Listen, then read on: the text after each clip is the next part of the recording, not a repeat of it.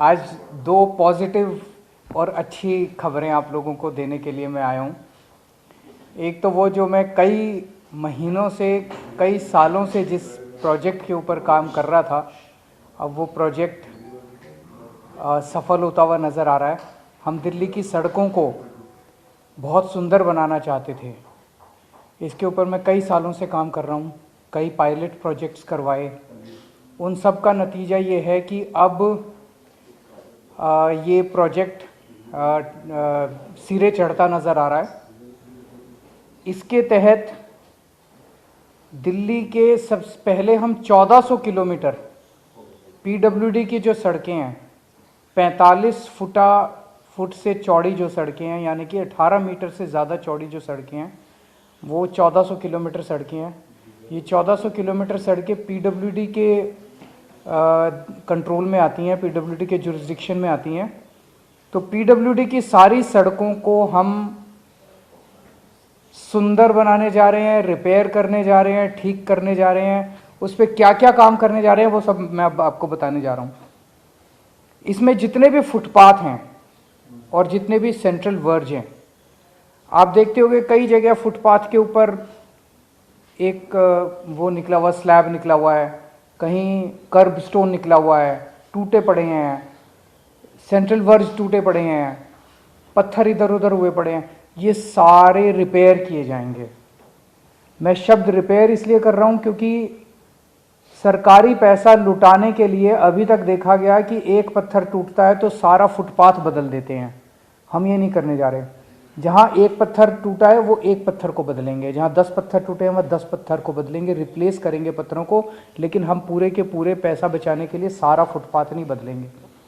सारे footpath repair किए जाएंगे, सेंट्रल वर्ज सारे रिपेयर किए जाएंगे, सारे मैन होल जो जो टूटे हुए हैं वो रिपेयर किए जाएंगे, जितने प्रीकास्ट स्लैब्स हैं वो टूटे हुए हैं वो रिप्लेस किए जाएंगे, साइनेजेस जितने हैं वो जहाँ जहाँ टूटे हैं वो सारे रिप्लेस किए जाएंगे, खंबे जो जो यहाँ पे सड़कों के ऊपर जो खंबे लगे हुए हैं बिजली के, वो जहाँ जहाँ टूटे हैं उनको ठीक किया जाएगा। जो बिजली काम नहीं कर रही खंभों पे, वो जो जो खराब है उसको ठीक किया जाएगा। जितने सबवेज हैं, सबवेज के अंदर जितनी रेलिंग्स हैं, जितनी लाइटें खराब हैं उनको रिपेयर किया जाएगा। जितने फुटओवर ब्रिजेस टूटे फूटे पड़े हैं उनको रिपेयर किया जाएगा। जितनी साइड में रेलिंग लगी हुई हैं सड़कों की वो टूटी हुई हैं उनको रिपेयर किया जाएगा। और जो स्ट्रीट फर्नीचर टूटा हुआ है उस सारे स्ट्रीट फर्नीचर को रिपेयर किया जाएगा। इसके अलावा जो सड़कें अब हैं उन सड़कों में जितने गड्ढे हैं उनको रिपेयर किया जाएगा। जहां सड़कें क्रैक हो गई हैं उनको रिपेयर किया जाएगा। एक बार इनको सबको रिपेयर करने के बाद इन सब चीज़ों को हम उम्मीद करते हैं जिस दिन वर्क ऑर्डर होगा, वर्क ऑर्डर हमें उम्मीद है कि 20 मार्च के आसपास वर्क ऑर्डर हो जाएगा और 1 अप्रैल से काम चालू हो जाएगा। उसके 6 महीने के अंदर हमें उम्मीद है ये सारा रिपेयर का काम हम कंप्लीट कर लेंगे। उसके बाद 10 साल का हम कॉन्ट्रैक्ट दे रहे हैं कि फिर जब भी कुछ टूटेगा वो तुरंत रिपेयर किया जाएगा। उसके लिए फिर नया कोई कॉन्ट्रैक्ट देने की जरूरत नहीं पड़ेगी, नया कोई वो देने की जरूरत। अगले 10 साल का कॉन्ट्रैक्ट दे रहे हैं कि फिर कोई भी ब्रिज पे कुछ टूटा, फुटपाथ पे कुछ एक पत्थर टूटा, कहीं कुछ टूटेगा, तुरंत 24 घंटे के अंदर उसको रिप्लेस किया जाएगा, उसको रिपेयर किया जाएगा, ताकि हमारी सड़कें हमेशा चमकती और सुंदर नजर आएं। 10 साल के लिए हम इसका रिपेयर का कॉन्ट्रैक्ट दे रहे हैं। और इसी तरह से सड़कें अगर कहीं गड्ढा होगा उस गड्ढे को 24 घंटे के अंदर रिपेयर किया जाएगा। कहीं सड़क पे कोई क्रैक आएगा उस क्रैक को 24 घंटे के अंदर रिपेयर किया जाएगा। इन 10 साल के अंदर हर सड़क को 2 बार रीसर्फेसिंग की जाएगी। 5-5 साल के अंदर सड़क को रिपेयर करना होता है तो 2 बार इसकी रीसर्फेसिंग की जाएगी। और हम देखते हैं कि जितनी पेंटिंग है वो इतनी गंदी हो चुकी होती है, जो सेंटर की लाइन है, जेब्रा क्रॉसिंग है, फुटपाथ की जो पेंट है, तो हर 3-3 महीने के अंदर हमने कुछ किस्म की, जैसे जेब्रा क्रॉसिंग को हम 6-6 महीने में कर देंगे, लेकिन बीच वाली को 3-3 महीने में, कुछ पेंटिंग 3-3 महीने में की जाएगी और कुछ पेंटिंग 6-6 महीने में की जाएगी, ताकि साफ सुथरी सड़कें नजर आएं। इसके बाद डेली हम लोग अपने फुटपाथ को, सड़कों को या तो डेली या हफ्ते में 3 बार वॉश किया जाएगा और मैकेनिकल स्वीपर से खूब सारी मशीनें हम लोग हायर कर रहे हैं। मैकेनिकल स्वीपिंग की जाएगी और सारी सड़कों को वॉश किया जाएगा और सड़कों के जितने दोनों तरफ पेड़ और पौधे हैं उन सारे पेड़ पौधों को धोया जाएगा, उनको भी धोया जाएगा। तो सड़कों को हफ्ते में 3 बार वॉश किया जाएगा, मैकेनिकल स्वीपिंग की जाएगी और फुटपाथ को डेली वॉश किया जाएगा, मैकेनिकल स्वीपिंग की जाएगी। डीप स्क्रबिंग की मशीनें लेके आ रहे हैं ताकि जितना उसमें जमा हुआ कचरा है सड़कों के ऊपर उसको भी हम खींच सके। तो डीप स्क्रबिंग की जाएगी। लिटर उठाने के लिए जो कूड़ा सड़कों पे फैला रहता है उसको पिकअप करने के लिए भी मशीनें लाई जा रही हैं। उन मशीनों से सारा मलबा साफ किया जाएगा और सारा लिटर साफ किया जाएगा। जितनी रेलिंग्स हैं सड़कों के दोनों तरफ उन सारी रेलिंग्स को साफ किया जाएगा, उनको धोया जाएगा पानी से। मैकेनिकल स्वीपिंग के लिए हम 100 से ज़्यादा मैकेनाइज्ड रोड स्वीपर्स हायर करने जा रहे हैं।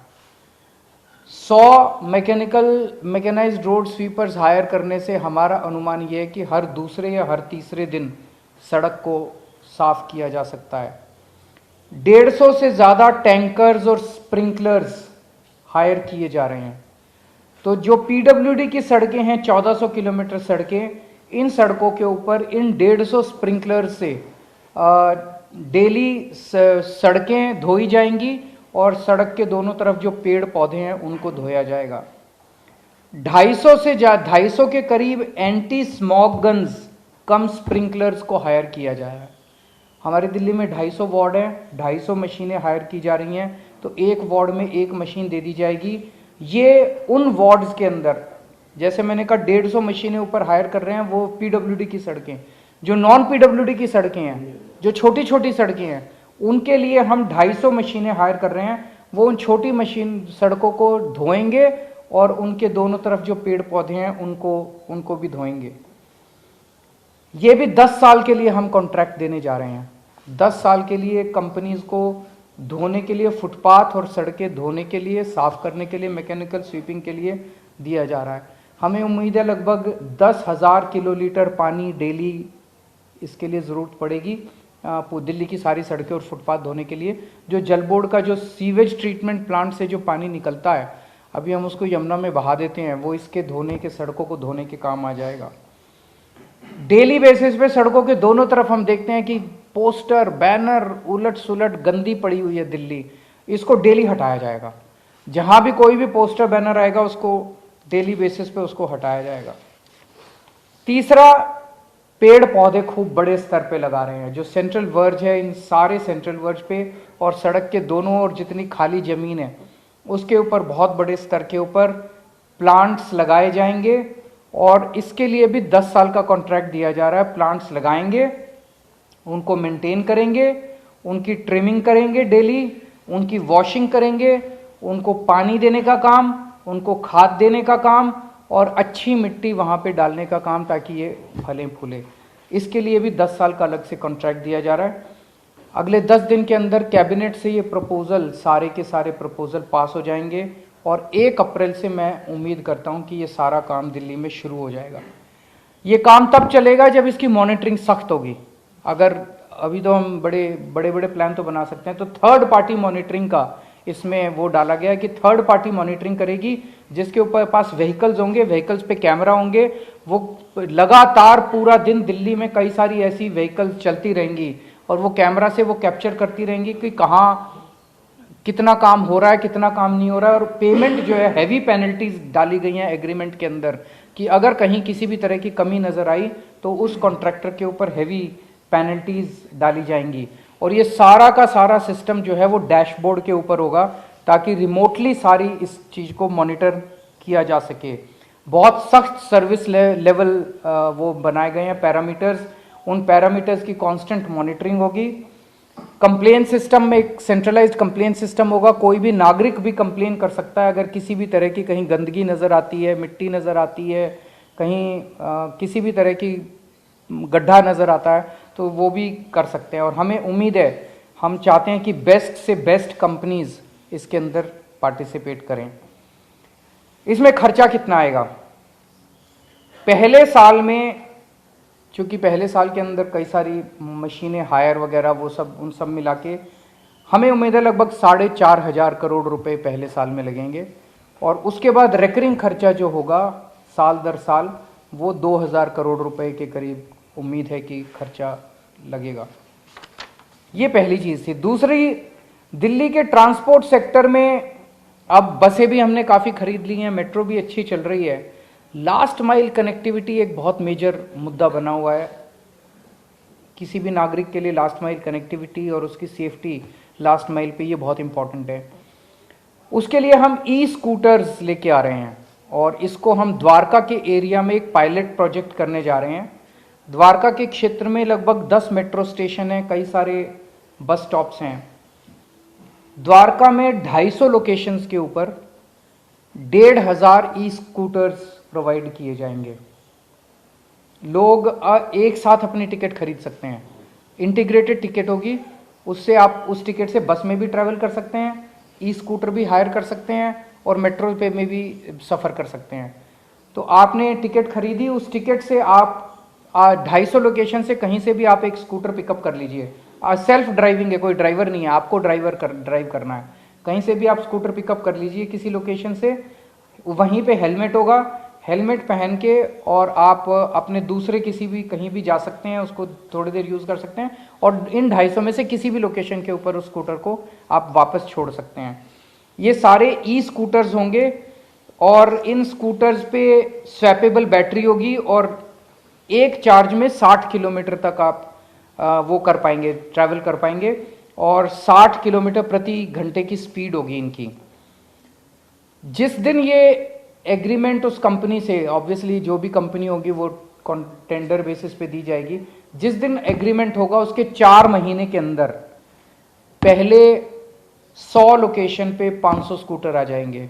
अगले 4 महीने में अगले 100 लोकेशन पे और 500 स्कूटर आ जाएंगे और अगले 4 महीने या 12 महीने में 250 लोकेशंस के ऊपर 1500 स्कूटर मुहैया हो जाएंगे। ये कॉन्ट्रैक्ट उस कंपनी को 7 साल के लिए दिया जाएगा और ये 250 लोकेशन वो हैं जो सबसे ज़्यादा जहाँ पे फुटफॉल होता है।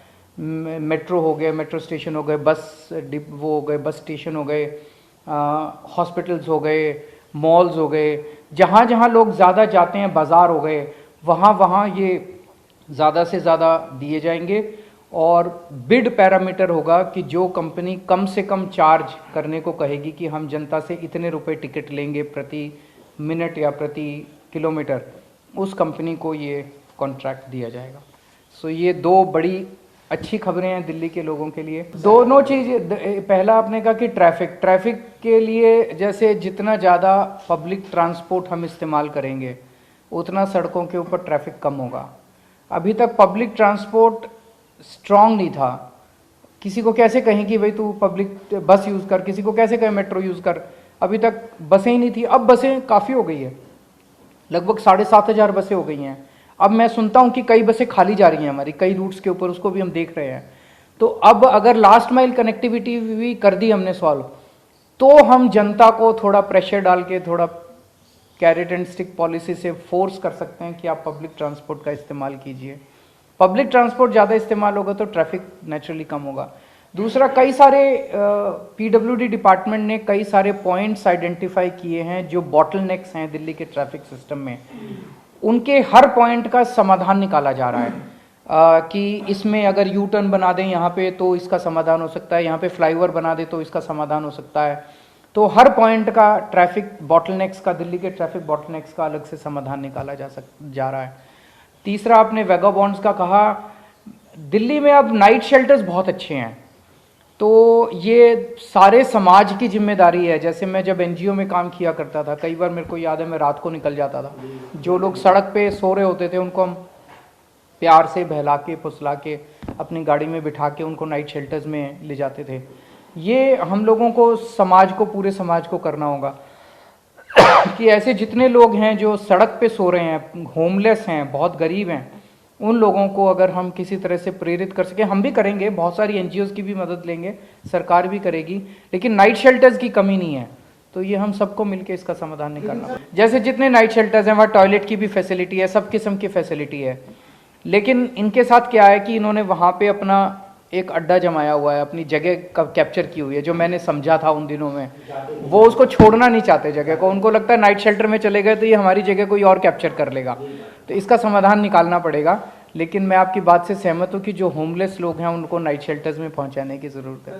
सर, एलजी साहब ने आपको मुलाकात के लिए बुलाया, हालांकि आप कल थे। मैं उनका शुक्रिया अदा करता हूँ कि उन्होंने मुलाकात के लिए बुलाया। कल मैं पंजाब गया हुआ था, पहले से डिसाइडेड था प्रोग्राम, अब जब भी अगला टाइम वो देंगे हम जाएंगे।